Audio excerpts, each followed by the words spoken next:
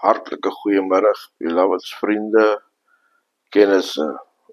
Wat 'n voorreg is dit weer vandag om u te groet en om met u vandag te praat op hierdie pragtige dag wat die Here weer vir ons gegee het. Amen. Gister nat, vandag het ons weer 'n bietjie sonskyn. Amen.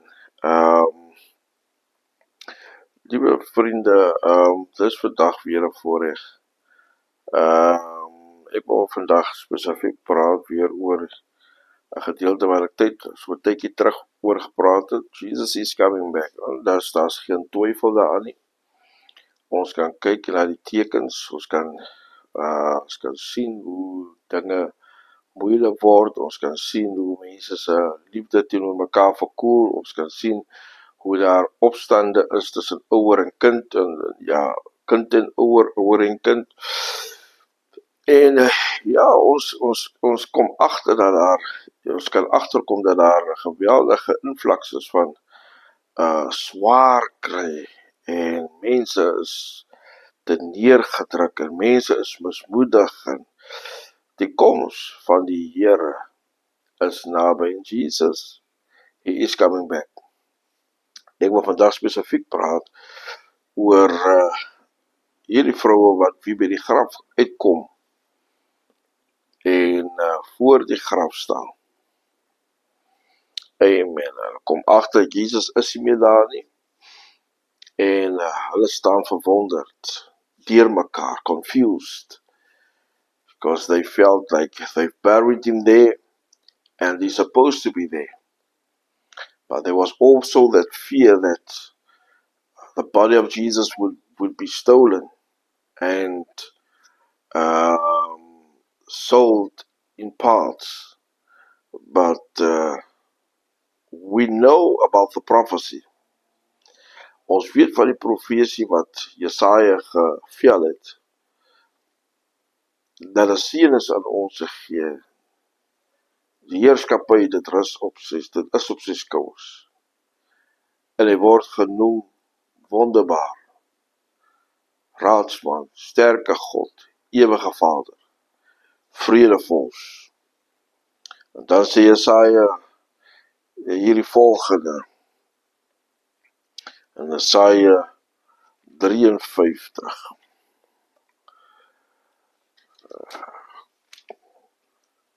Noem my die volgende, ek lees dit graag vir u. Amen.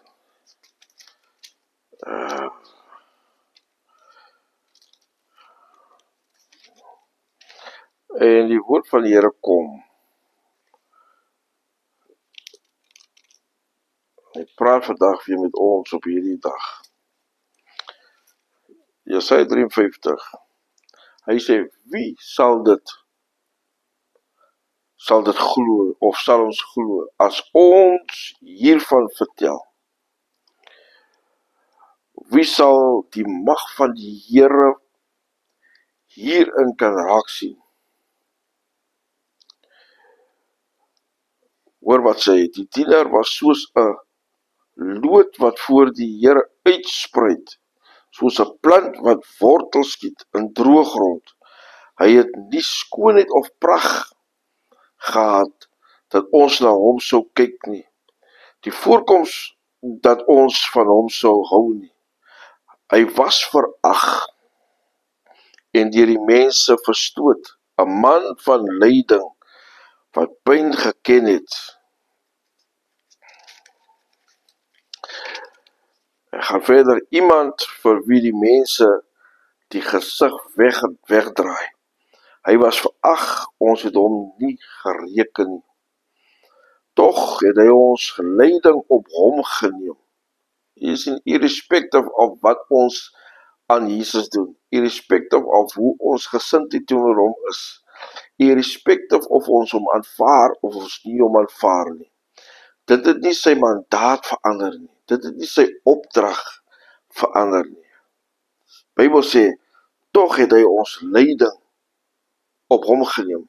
Met ander woorde, Jy het nooit weer nodig om te kla oor enigiets wat met jou gebeur, alvorens jy nie glo dat die Here hierdie prys wat jy huidiglik, hierdie prys wat jy vandag as 'n lyding sien, dat hy daarvoor betaal het nie. Ons siektes het hy gedra, maar ons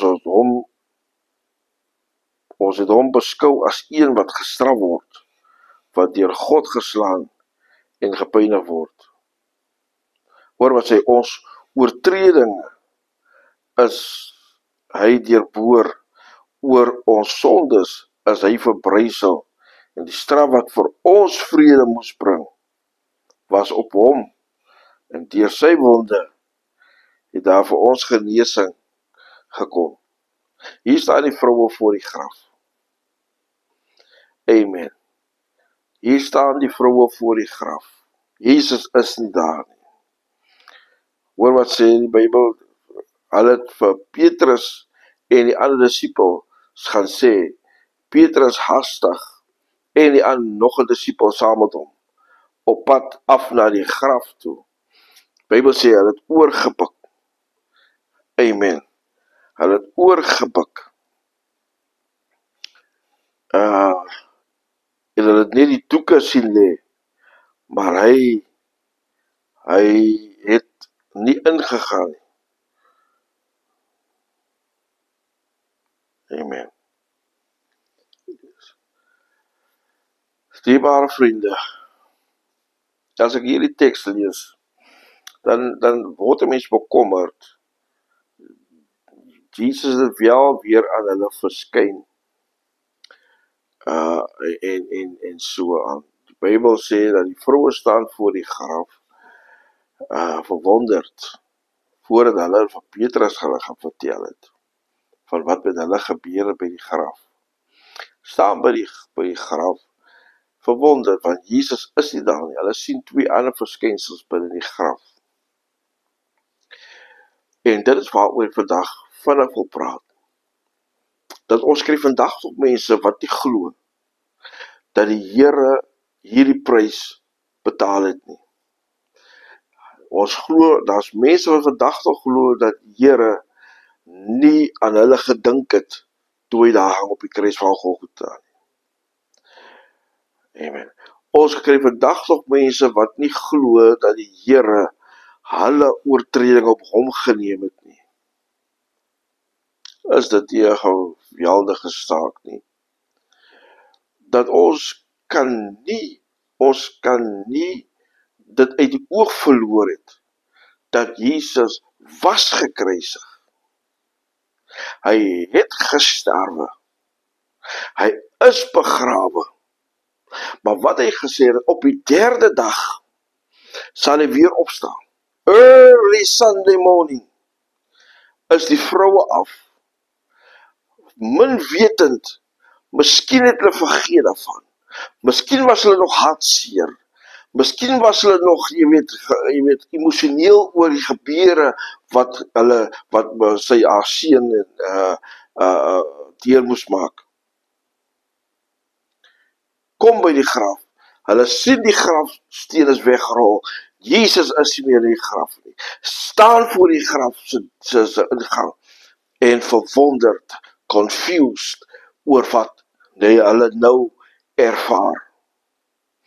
Liewe vriende, ons het baie van ons mense vandag, ek dink dit is in beslot van rekening, hierdie gevalle, hoekom ons vandag mense kry, wat vandag deur sulke snaakse goed gaan, mense wil nie na die Here toe kom nie, mense is hardkoppig, mense, jy weet, gaan deur sulke moeilike goed, hulle drink hulle eerder dood, hulle rook hulle verstande weg, en daar is 'n prys betaal, daar is 'n weg uit vir jou.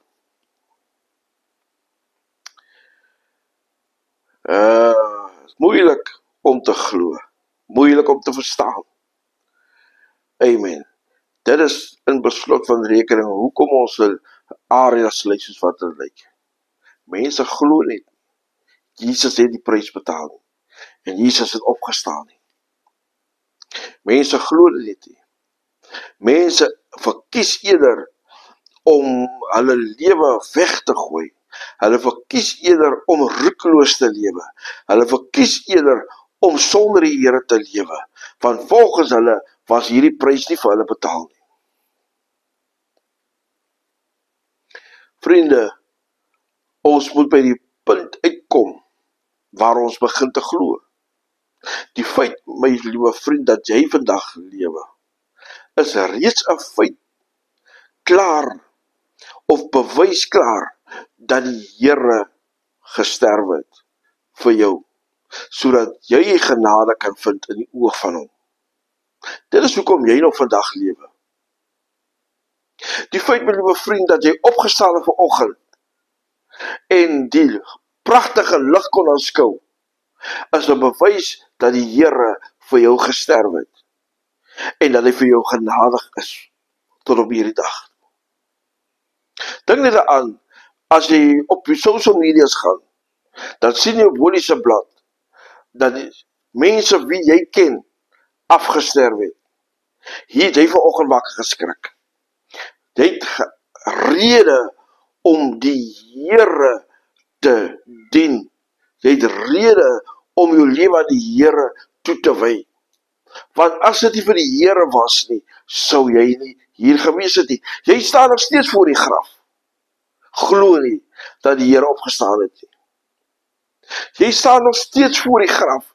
Jy glo nie dat die Here jou oortreding op hom geneem het nie. Maar die lied sê, He came from heaven to earth, to show us the way, from the earth to the cross, my debts to pay, from the cross to the grave, and from the grave to the sky. Lord, I lift my hands on high. Daar's genoeg rede om te glo dat die Here nie verniet aarde toe gekom het nie. Genoeg rede om te glo dat die Here nie verniet 'n prys betaal het nie. Ons het genoeg rede om te glo dat hy dood verslaan het. Because death could not keep him in the grave. Die vroue glo eenvoudig dat hierdie liggaam van Jesus is gesteel. Hulle dink in hulle verstande, maar dit kan ons nou nie waar wees nie.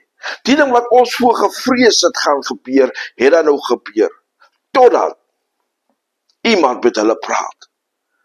Waarom soek julle die lewende by die dooie? Liewe luisteraar, Jesus was nooit van plan om vir ewig in die graf te bly nie. Nee. Dis waarom dit 'n geleende graf was. Because his plans was to be raised up on the third day from the death. Death could not hold him.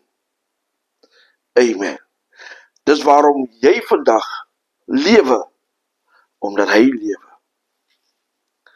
Dis waarom jy vandag die ervaring het van 'n huisgesin, van jy kan gaan werk, jy het die ervaring, jy kan brood verdien, jy het ervaring, jy kan jou ledemate gebruik, jy kan loop waar jy wil loop, jy kan vat wat jy aan wil vat, jy kan sien wat jy wil sien, en jy kan hoor wat jy wil hoor, want die Here het aan jou gedink. Ek wil jou vandag net bemoedig. Jy hoef nie verwonderd te staan voor die graf nie. Daar's iemand, terwyl jy daar staan, verbaas, in twyfel. Jy staan daar voor die graf. Jy wonder, wat het van die liggaam gebeur? Jy wonder, hoekom is jy in hierdie probleem? Daar is iemand, wat vandag vir jou 'n woord het. Twyfel nie meer. Vertrou op die Here. Hy stel ons nooit teleur. Al was jou sondes berge hoog, Jesus sal seker weer. Dis 'n stem wat knaand vir jou sê, hy lewe, dis waarom jy lewe. Dis 'n stem wat knaand vir jou sê, daar is 'n weg uit jou omstandighede. En die antwoord is Jesus. Daar is vir jou vandag 'n weg uit jou roekelose lewe uit. In sy naam is Jesus. Jy kan vandag genesing kry uit jou siektes uit. Amen. En net Jesus is die geneesheer. Hy het vir al hierdie goed, het hy gesterwe, sodat ons kan lewe. En weet jy wat? En al moes ons dan ook sterwe, sal ons lewe. Want die Bybel verklaar hierdie ding, dat hy wie die seun het, hy het die lewe en oorvloed van lewe. Ons is nie verbaas, of ons twyfel nie, aan daardie krag te gaan van die Here wat ons kan red en verlos nie. Ons twyfel nie aan hierdie persoon, wie aan ons hierdie mooi skrif gee, dat ek is die weg, ek is die waarheid, ek is die lewe. Niemand kom na die Vader, behalwe deur Jesus Christus nie. Hy is nog steeds die antwoord. Amen. He is coming back. Hy het beloof, soos wat julle my sien weggaan, so sal ek weer terugkom na julle toe, en julle neem daar waar ek is. Dit is ons hoop wat ons het. Ons vertrou die Here vir dit. Ons weet dat die Here, amen, in staat is om te doen ver bokant wat ons gedagte, ons brein dit toelaat om aan te dink. Hy is God. Mag die Here u seën, en mag die Here vir u in hierdie dag wonderlik teerkom.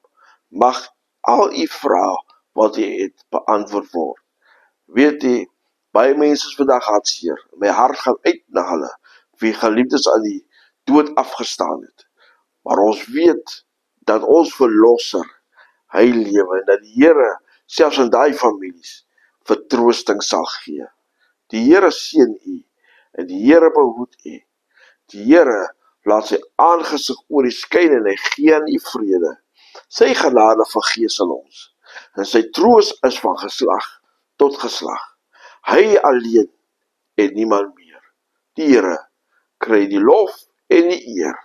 In die naam van die Vader en die Seun en die Heilige Gees. Ons glo die woord vandag. Amen.